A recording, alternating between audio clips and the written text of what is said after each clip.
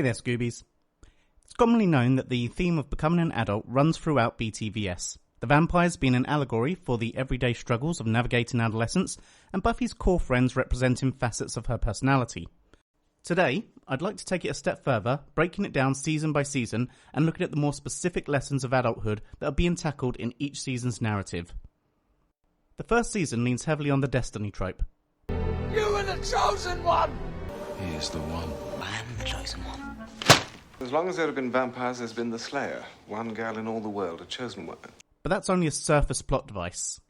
Few things in life are certain, but the fact is, we all get older and become adults.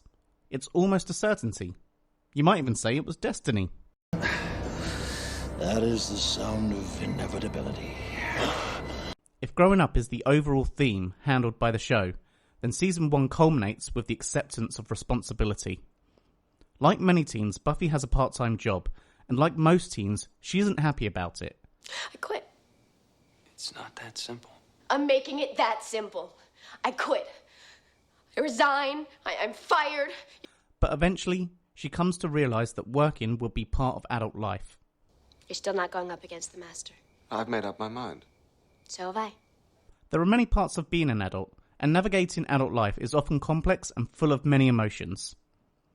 Teens often feel a need to grow up fast, but they often fail to understand the truth of what that really means, only concerning themselves with the pleasure aspect, not always responsibility. Please.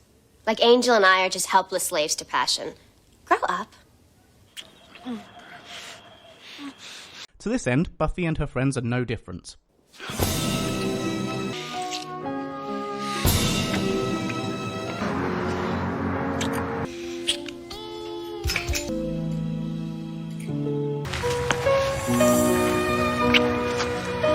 Whether intentional or not, Buffy and Angel's story arc this season is a cautionary tale to young girls in the folly of engaging in sex.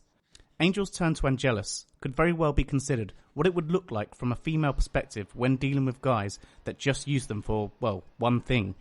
As I have said before, vampires act as an allegory within the Buffy-verse, the demons we fight in order to grow up.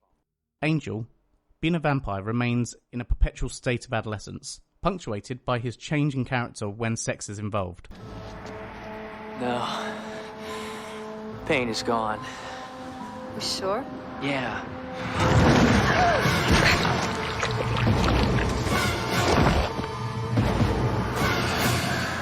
I feel just fine.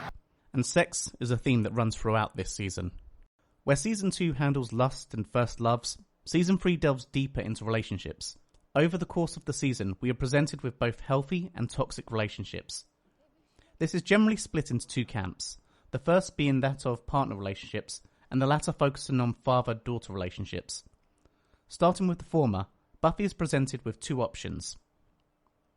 One relationship, based on impulse and attraction to the, in this case, bad girl. The other, presented as the more mature option. Meanwhile, Buffy's heart and spirit are doing what they do best, representing her choices within their own story arcs. Willow's relationship with Oz continues to maintain the ideal. They are equal partners in the relationship, using heartfelt open communication. Meanwhile, Xander and Cordy represent the toxic. Spike's return in Lover's Walk punctuates the toxicity of the lust elements of relationships, pointing out that even though Buffy and Angel's relationship isn't toxic, their situation is. You're not friends. You'll never be friends. You'll be in love till it kills you both. You'll fight, and you'll shag, and you'll hate each other till it makes you quiver, but you'll never be friends.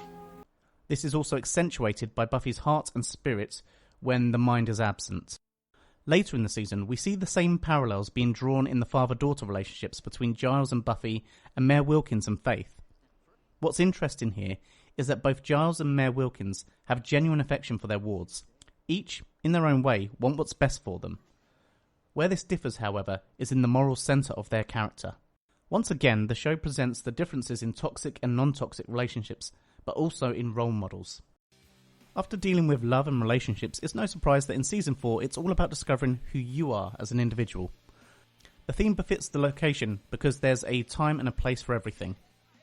The change in scenery brings with it a host of new personalities, and Buffy, who was so self-assured previously, in the comfort of familiar surroundings, now finds herself on unsure footing. Her insecurity is punctuated in the opening episode, where she seems lost, and as often happens when we are lost, we start to lose to our demons. Part of self-discovery is also figuring out what sort of person you are to live with. I've always thought I was pretty easygoing, you know? It's not like I have the big issues. I don't burn incense or... You gonna finish this?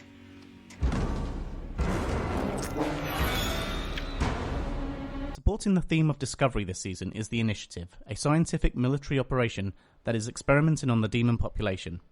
With it comes Professor Walsh, or should we call her Frankenstein? Much like Frankenstein's monster, Adam doesn't know who or what he is, and so he is curious to discover his purpose in life.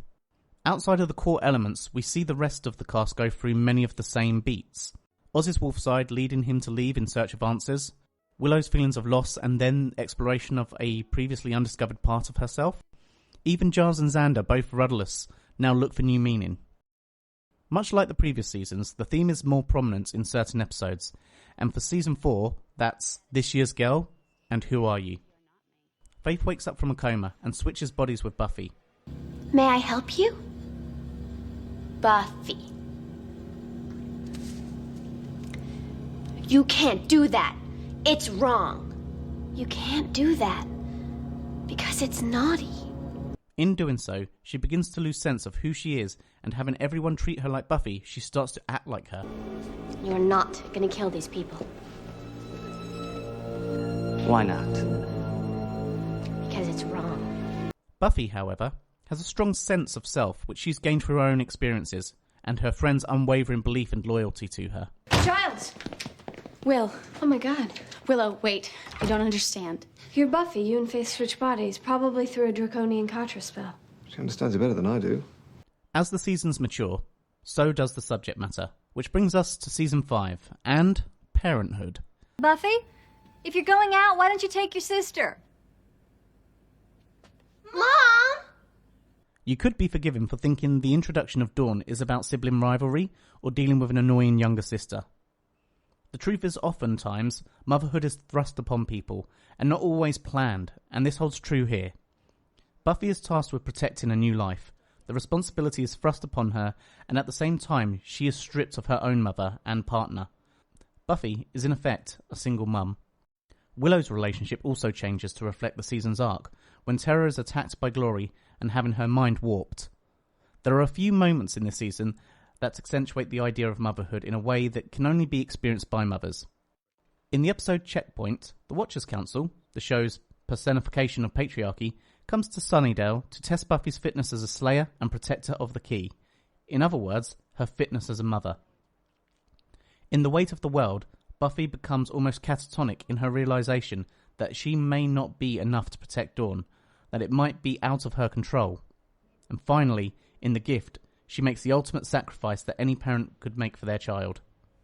Season 6 is different in a lot of ways. Firstly, because the message doesn't feel as cohesive as previous seasons. Themes include dealing with loss, grief, addiction, apathy, consent, fear, routine. The more I think about it, the more I think that the actual theme of this season is the realization that life is all of these things. It's hard, and remaining motivated is often challenging.